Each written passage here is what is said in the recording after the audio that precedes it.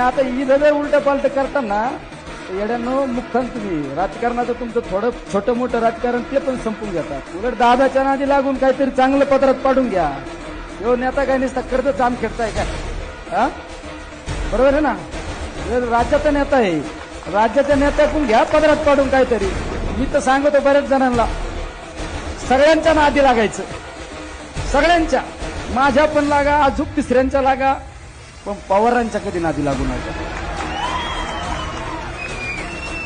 आपली जिथं संपत्ती ना हे तिथून त्यांची चालू होती. पवार गप काय हे सुद्धा कळत नाही, पवार हसले काय हे सुद्धा कळत नाही, पवार रागवले काय हे सुद्धा कळत नाही. सगळे तुम्ही माझ्यासारखे जे भोळे आहेत, डोक्यात काय हवा जाऊन देऊ नका. तुमच्या नका जाऊन देऊ, आणि तिसऱ्यांच्या कोणाच्या डोक्यात असेल त्यांना पण सांगा जरा थिराणी घे.